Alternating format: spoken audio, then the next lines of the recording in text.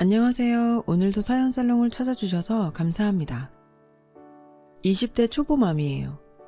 저는 대학교 1학년 때 소개팅으로 지금의 남편을 만나게 됐어요. 첫 만남에서는 서로 그저 그랬죠. 저나 남편이나 오늘 하루 보고 끝날 사이라고 생각했으니까요. 그런데 이걸 인연이라고 해야 할까요?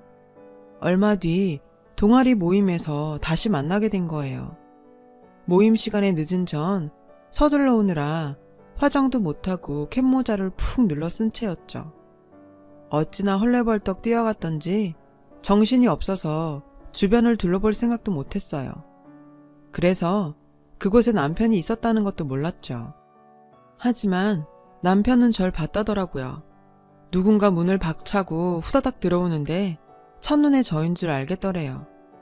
그리고 그 순간 이 여자다 하는 생각이 들었다더군요. 밝고 생동감 있어 보이는 모습이 딱 자기 스타일이었다나 뭐라나. 암튼 그날 이후 저와 남편은 동아리 방에서 자주 마주쳤어요.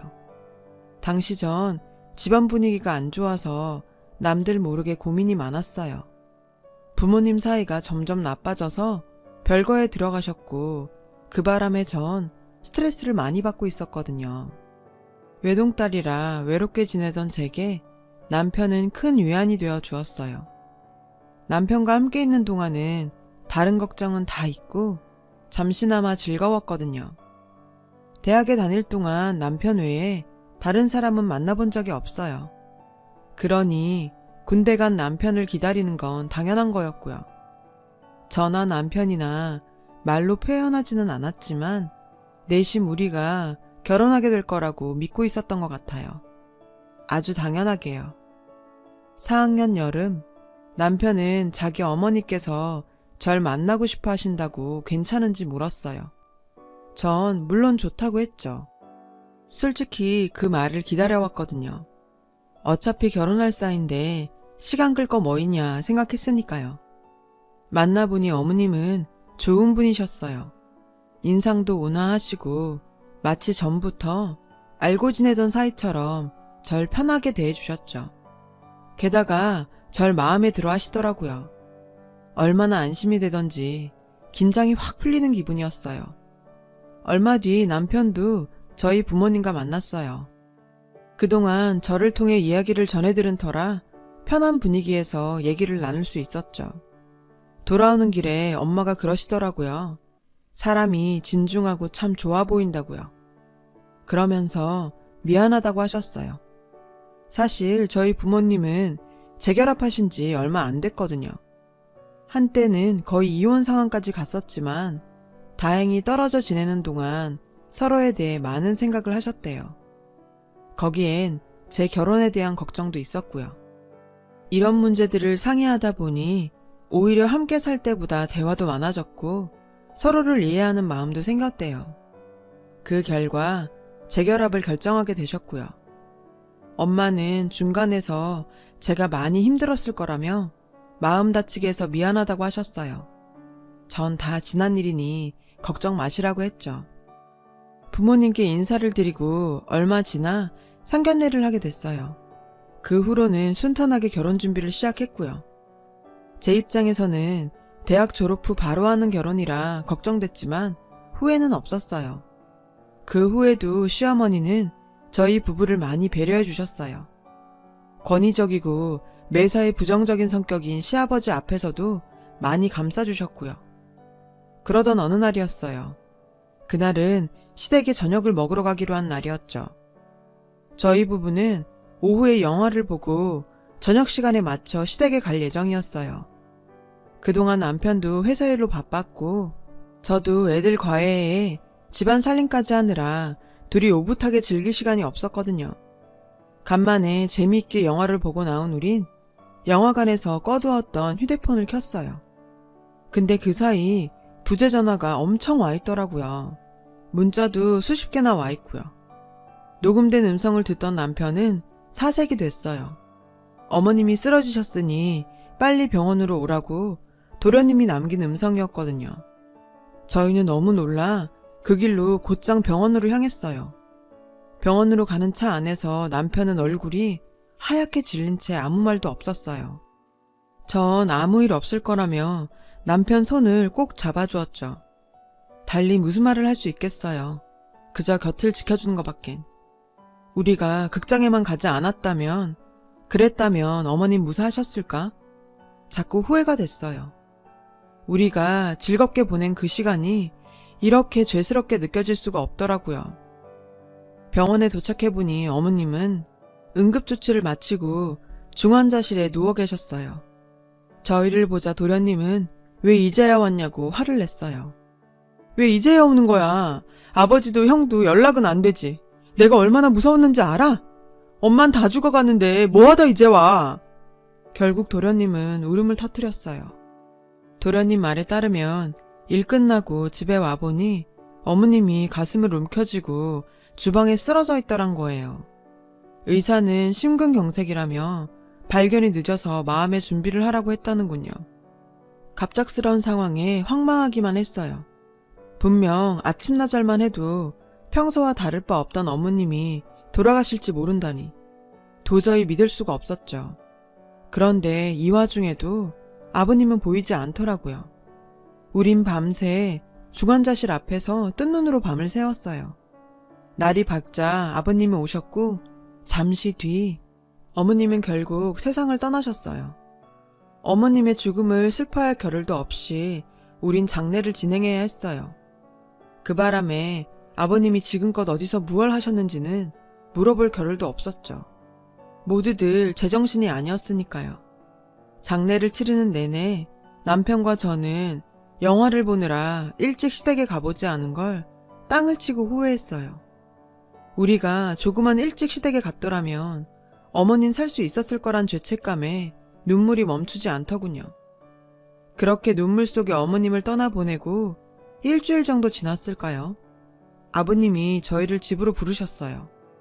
저희는 어머님 유품 정리 때문에 그러시는가 하고 별 생각 없이 시댁으로 향했죠. 그런데 시댁에 도착한 저희는 너무 놀라 입을 다물지 못했어요. 글쎄 아버님 옆에 처음 보는 아주머니가 찰싹 붙어있지 뭐예요. 아주 제 집인 양 말이에요. 인사들 해라. 앞으로 니들 어머니 될 사람이다. 생각보다 빨리 너희한테 소개하게 됐구나. 얼른 얼굴 익히고 친해졌으면 한다. 남편과 도련님은 화가 나서 어쩔 줄 모르는 것 같았어요. 며느리인 저도 황당했으니 당연하죠. 어머니 가신 지 일주일밖에 안 됐는데 새어머니라뇨. 도저히 아버님이 이해가 안 갔어요. 알고 보니 아버님은 어머님이 살아계실 때에도 그렇게 바람을 피시고 집에도 잘 안 들어와서 어머님 속을 그렇게 썩이셨더라고요. 그때였죠.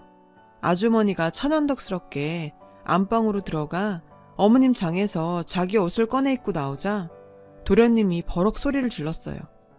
이게 대체 뭐 하는 짓이에요? 형수님 보기 부끄럽지도 않아요? 사람이 돌이란 게 있죠. 어떻게 엄마 장례 끝난 지 며칠도 안 돼서 이럴 수가 있어요? 어떻게 이렇게 뒤통수를 치냐고요? 도련님은 펄펄 뛰다가 결국 집을 뛰쳐나가고 말았어요. 저희도 더는 그 자리에 있고 싶지 않았어요. 저리도 뻔뻔한 노년 커플이라니요. 남편도 아버님께 이러시는 거 아니라고 화를 내곤 저를 데리고 시댁을 나왔어요. 그렇게 한 달쯤 지났나요? 저는 임신을 하게 됐어요. 너무도 기다렸던 아이였기에 기쁨도 컸죠.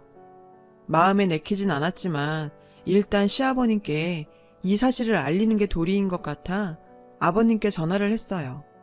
전화를 받으신 아버님은 대뜸 왜 자기한테 전화하냐며 새어머니한테 하라고 역정을 내시지 뭐예요.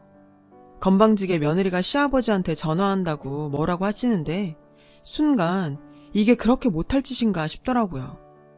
사실 저는 새어머니와 한 번도 통화를 해본 적도 없고 하고 싶지도 않았거든요.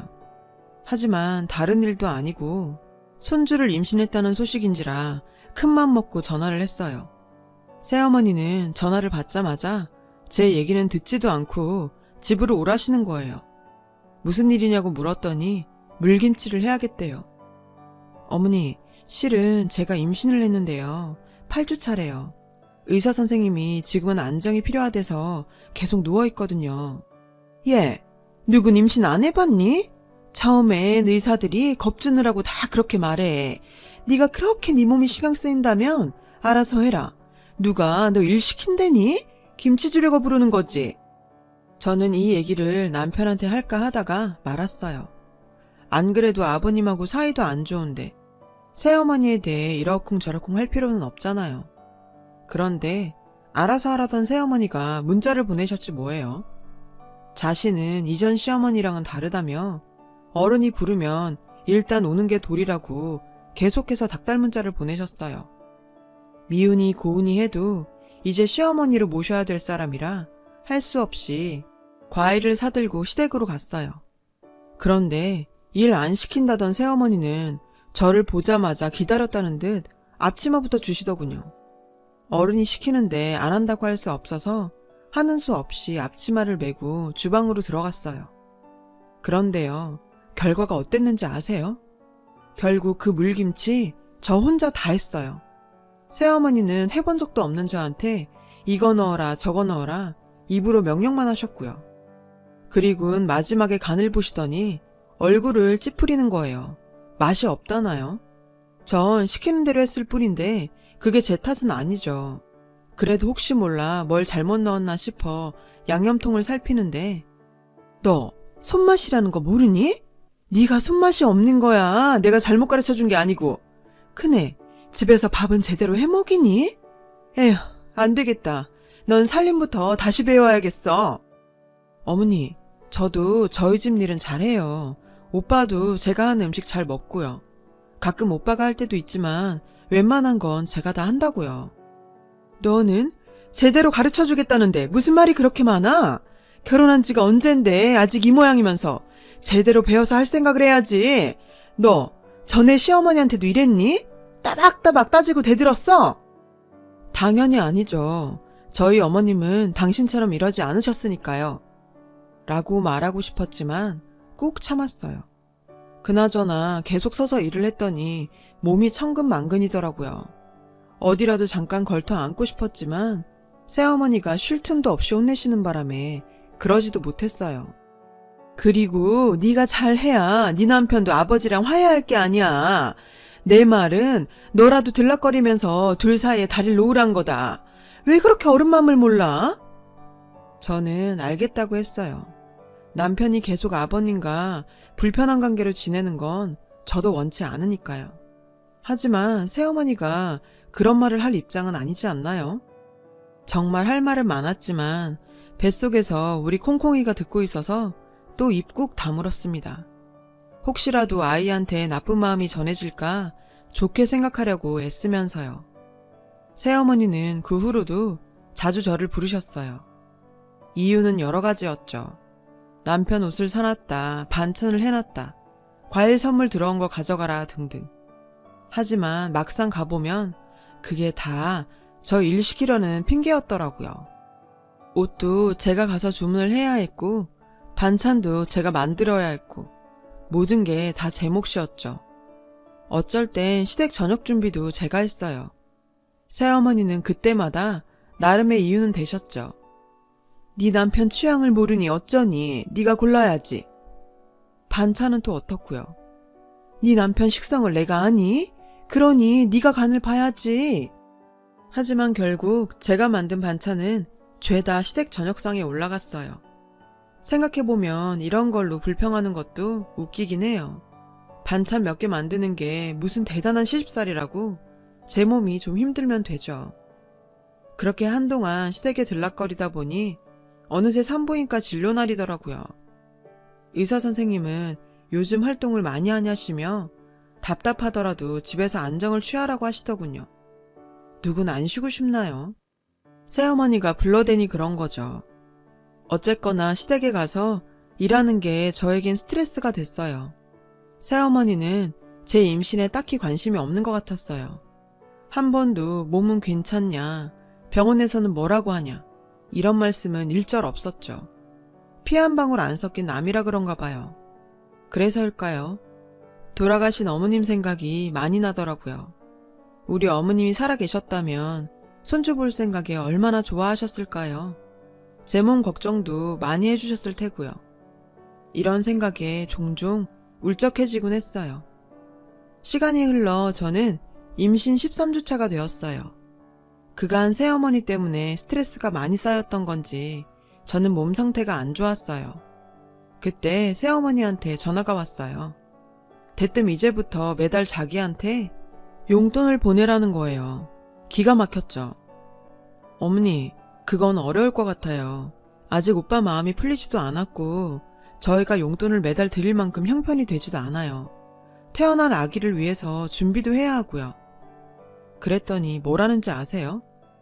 듣자하니 너는 취직도 안 하고 졸업하자마자 결혼했다던데 요즘 애들 치고 참 구식이다. 어떻게 남편 혼자 벌어먹이게 하니?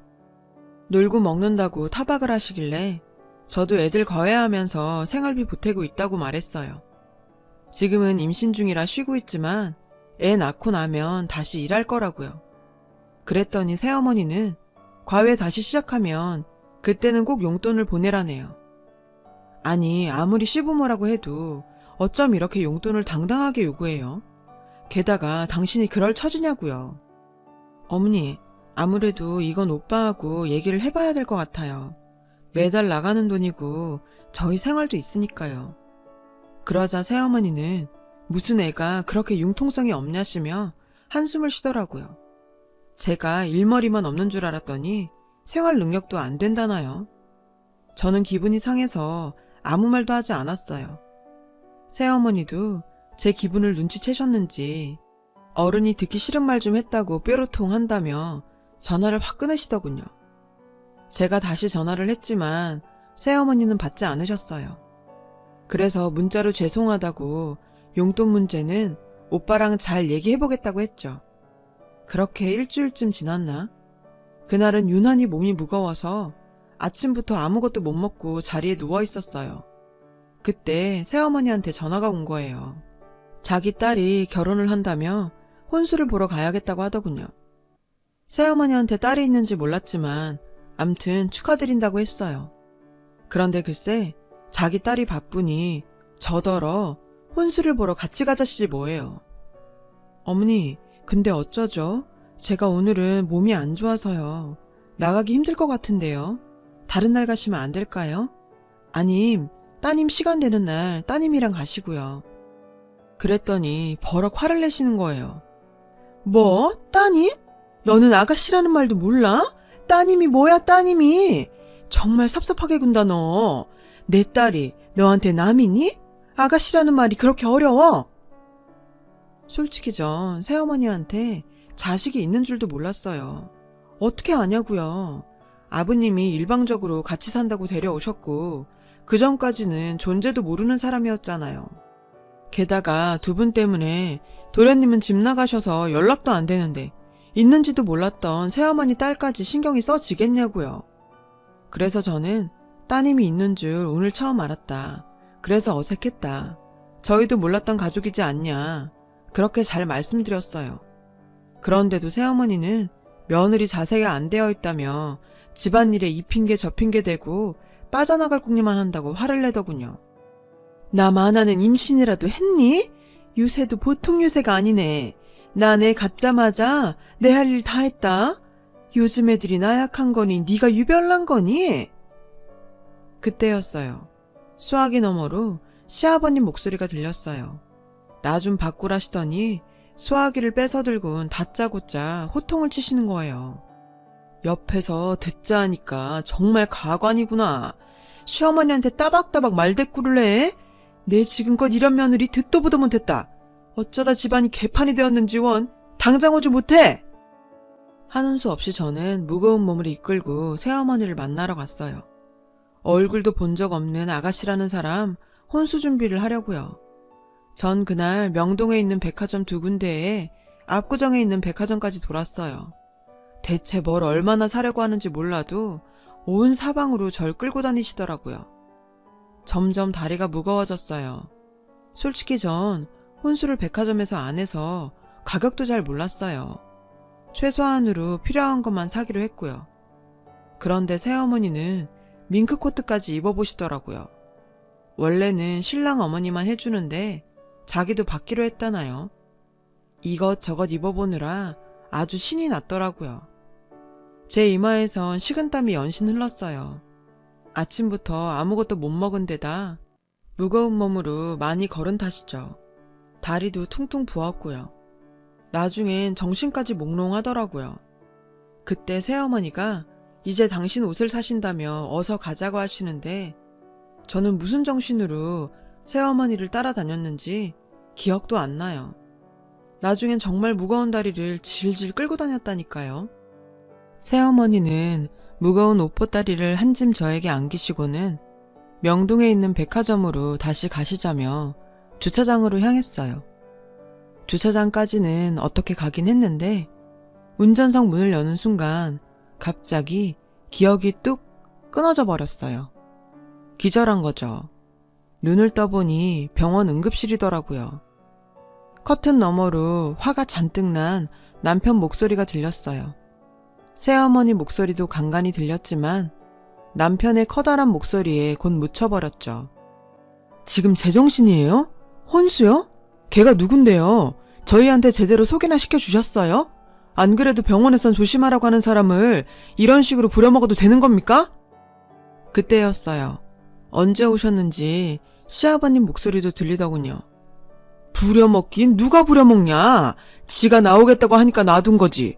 어디서 배워먹지 못한 놈처럼 어머니한테 큰 소리야? 그러자 새어머니가 울먹이며 그만하세요. 이게 다 제 죄죠. 미안하다 아가. 내가 몰랐구나. 정 힘들면 안 나올 줄 알았지. 괜찮으니까 나았나 보다 했다니까. 아니, 어떻게 임산부를 아무것도 안 먹이고 그렇게 끌고 다녀요? 아버지도 그래요. 무작정 이 아줌마 편만 들지 마세요.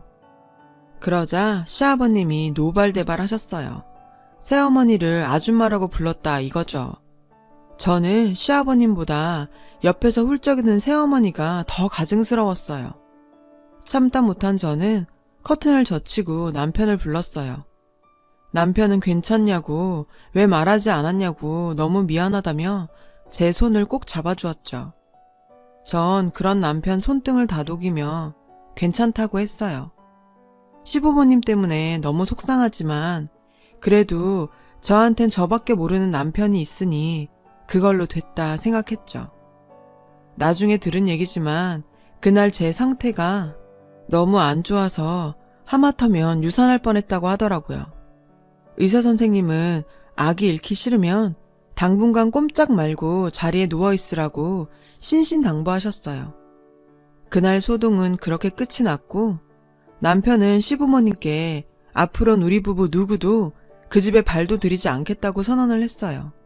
그러니 앞으로 절 부르지 말라고요. 그런데 이게 끝이 아니었어요. 뒤늦게 이 소식을 전해들은 도련님이 시댁에 가서 한바탕 난리를 쳤거든요. 엄마 돌아가시자마자 여자를 들이더니 이젠 형수까지 죽일 셈이냐고 앞으로 얼굴 볼 일 없게 제발 조용히 사시라고 했다네요. 그 바람에 아버님은 뒷목을 잡으셨고 새어머니는 주저앉아 신세한탄을 하며 대성통곡을 했다지 뭐예요. 다행히 저는 점차 안정을 찾아갔고 시간이 흘러 출산 예정일이 되었어요. 그런데 이상하죠? 아무리 기다려도 소식이 없는 거예요. 병원에 가져가려고 일찌감치 챙겨놓은 옷가방만 현관 앞에 덩그러니 놓여 있었죠. 그렇게 또 며칠이 지났어요. 여전히 아이가 나올 기미는 안 보였고요. 초조한 마음에 친정엄마한테 전화를 했더니 걱정할 거 없어. 너도 예정일보다 2주나 늦게 나왔으니까 원래 그런 거야. 괜히 속 끓이지 말고 마음 푹 놓고 있어. 그럼 알아서 다 나와. 엄마 말에 알았다고는 했지만 그래도 전 안심이 안 됐어요. 혹시 그날 시어머니를 따라 혼수 보러 다닌다고 무리하게 움직일 것 때문에 뭐가 잘못된 것 아닌가 겁이 났죠. 싫으면 싫다고 솔직히 말하고 집에 있었으면 그렇게 하면 될걸.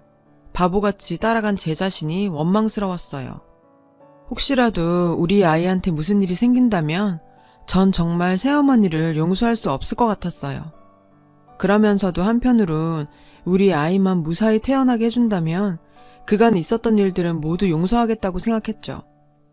그렇게 불안한 날들이 이어졌어요. 그러던 어느 날 아침부터 그렇게 소변이 마려운 거예요. 화장실에 갔다 나오면 얼마 안 돼 또 마렵고 무거운 몸을 이끌고 몇 번이나 화장실을 들락거렸죠. 그러다 정오쯤 됐을까? 생리통 앓을 때랑 비슷한 통증이 느껴지더라고요. 그런 통증이 5분 간격으로 느껴지는데 정말 미치겠더라고요. 친정엄마한테 전화를 걸어 통증 얘기를 했더니 다짜고짜 남편을 바꾸라네요. 남편이 전화를 받자마자 엄마 목소리가 전화기를 뚫고 나왔어요.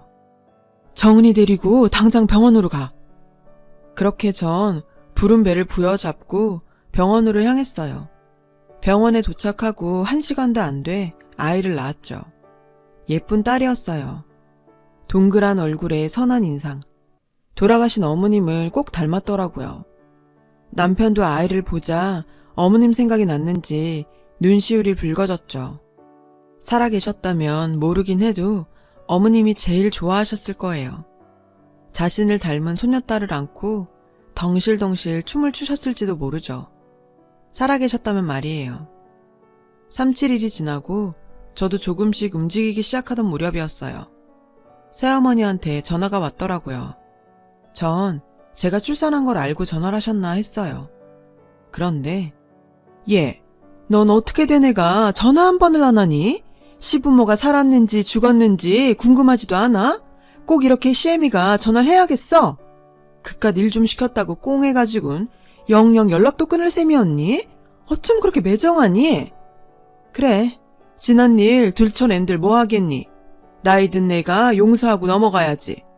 암튼 그건 그렇고 오늘 중으로 돈 좀 붙여라. 생활비가 떨어져서 시장 볼 돈도 없구나. 기가 막혀서. 새어머니는 시간이 흘러도 변한 게 하나도 없더라고요. 어쩜 그렇게 뻔뻔한지. 근데요, 희한하죠.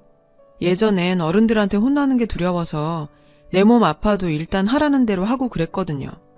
근데 애를 낳고 보니 세상 무서운 게 없는 거예요. 내가 그 고통도 이겨내고 애도 낳았는데 뭔들 못하겠냐 싶은 거죠. 그래서 간만에 목 좀 풀었어요. 저기요, 누가 시어머니라는 거죠? 죄송하지만 저희 시어머님은 돌아가셨는데요. 혹시 저희 시아버님과 동거하시는 분이신가요? 그렇다면 더욱 시어머니라고는 못 불러드리겠네요. 두 분 아직 혼인신고도 안 하셨잖아요.